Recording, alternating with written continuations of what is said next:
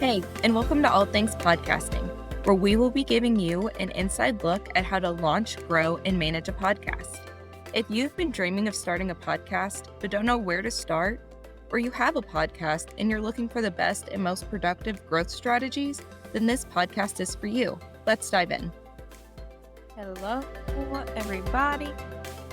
Today we're going to talk about repurposing content, some of the myths and the objections that I commonly see around repurposing strategies, and how you can use content repurposing in your business to cut back on the amount of time that you have to spend creating content, and you can really create a cohesive brand and cohesive messaging around your business.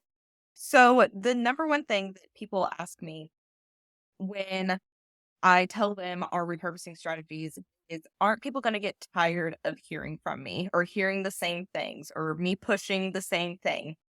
Here's the thing with all of the algorithm stuff, and I know y'all just love the algorithm. It's highly unlikely that somebody's going to see the same content twice. Okay, even if they're friends with you on Facebook and in your Facebook group and follow you on Instagram, the odds of them seeing the same post that you're making twice, even if you're posting on the exact same day, odds are it's not going to happen. The odds are very low.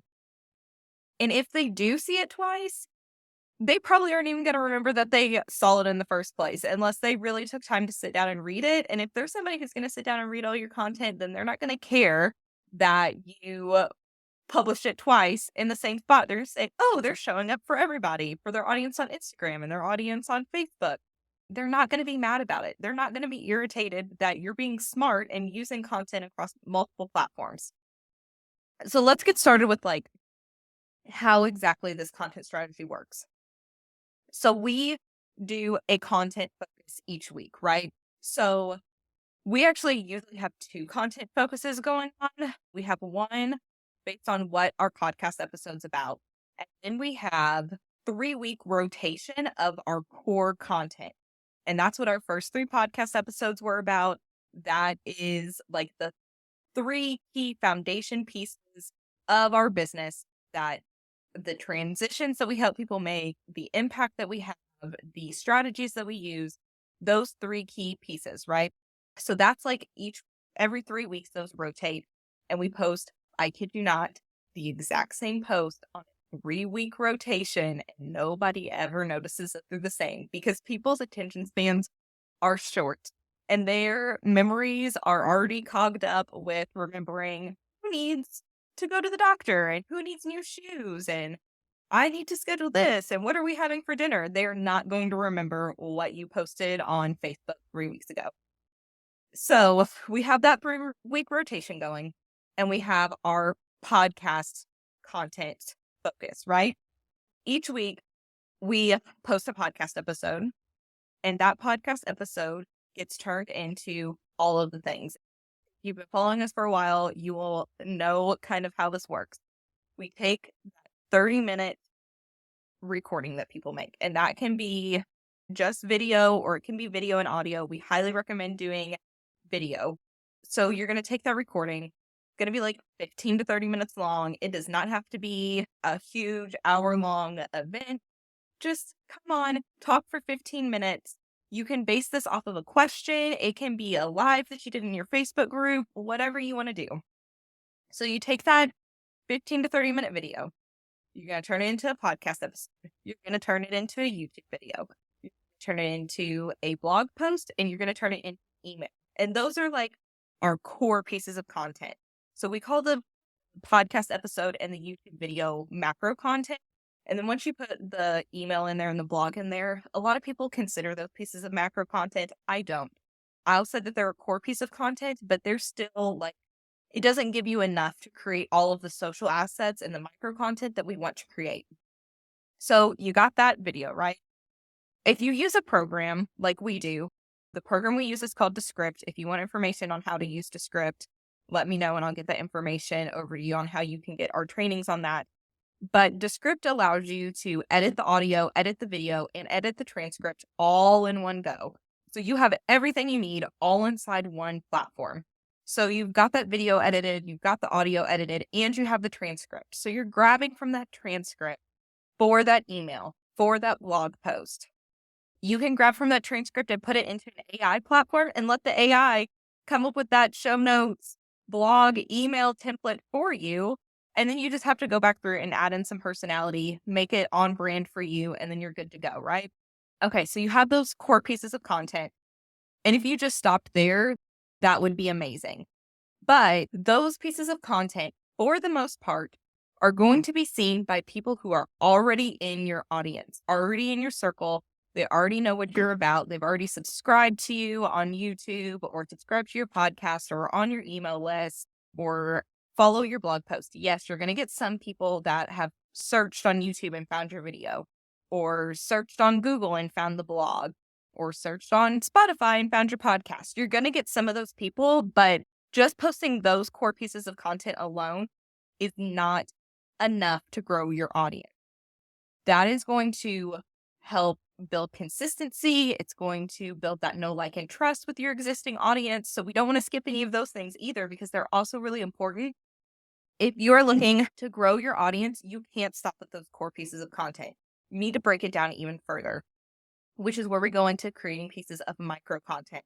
So I have a really cool infographic that I'll share with you guys on how this all breaks down into each other. But basically, you're going to take that YouTube video and divide it up into short form videos. So you're just going to grab 15, 30 seconds, 60 second, 90 second, 3-minute long, depending on where you are sharing these assets to and where you want to put the most energy, what the time restraints are for those different platforms.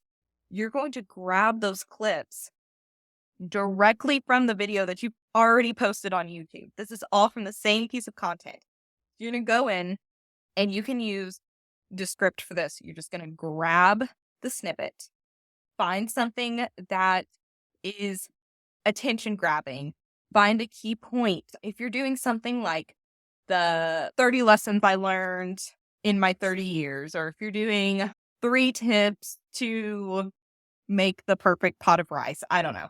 If you're doing something like that, it's really easy to go through and grab quick snippets that kind of address those things. And then you can put them in as in part 1, part 2, part 3, so on and so forth. So you're going to go in, grab those snippets.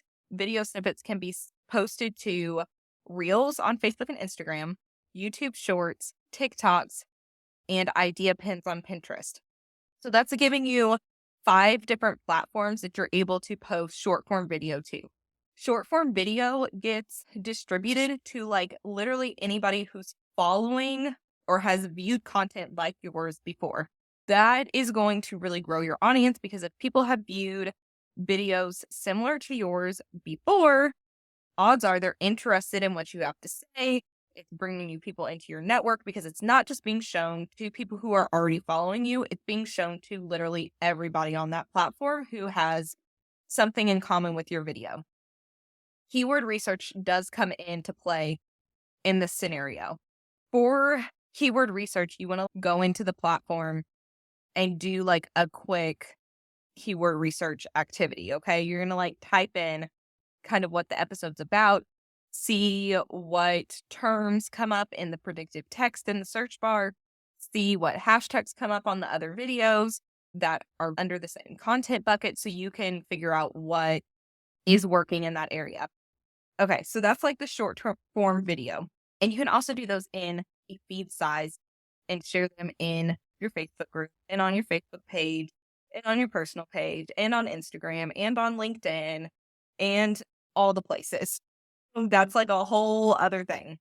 You can also do your regular graphics, right? With a longer form post. And that's super easy to grab from your email and from that blog post. Literally copy and paste, reformat a little bit, and you're good to go. So that's for the static post. Just create a quick graphic in Canva, use the same templates every week. Nobody's going to notice. Shove that information out there. You can do audiograms, which are just audio snippets. So if you didn't record on video, you can do the same kind of strategy like we did for the Reels and all of that, and use that for just audio snippets and post them in the same places. So that's a really good strategy as well. A lot of times I'll do both. I'll do an audiogram and I'll do a video snippet and post them both. Even if it's saying the exact same thing, again, a lot of people, like, nobody's going to see it twice. And if they are, they're not either A, not going to notice, or B, not gonna care.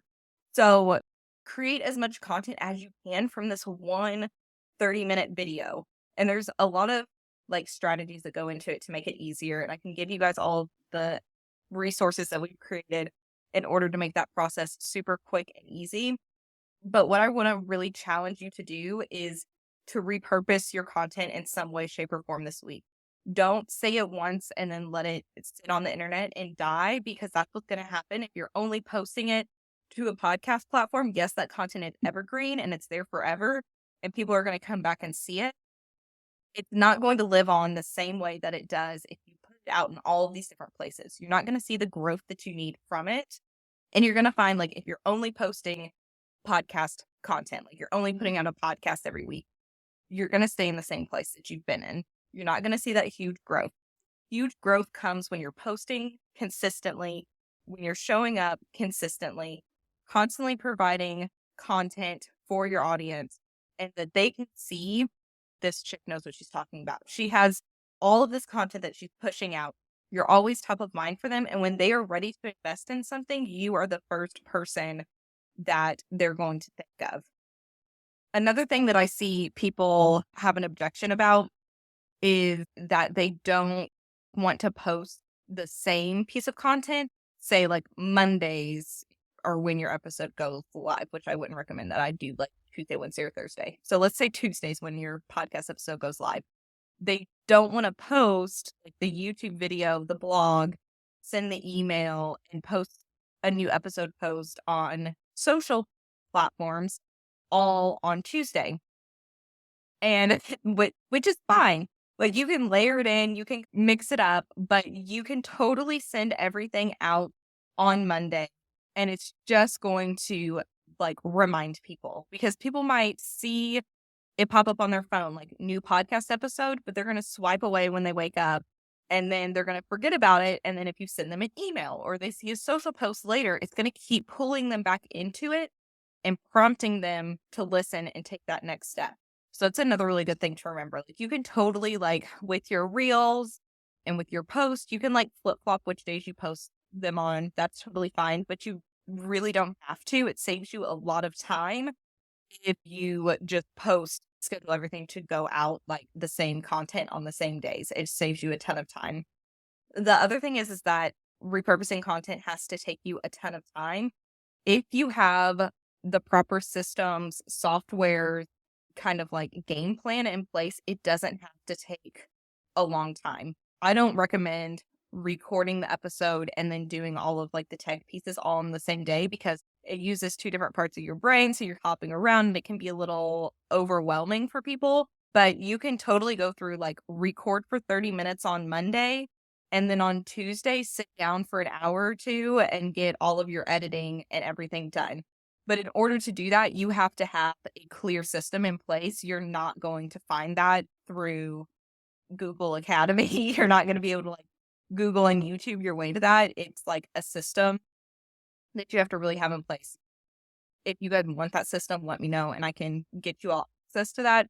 That's something that we've like fine-tuned for the last 2 years, is how to do this in the most efficient way possible so that we can create the most amount of content in the least amount of time possible.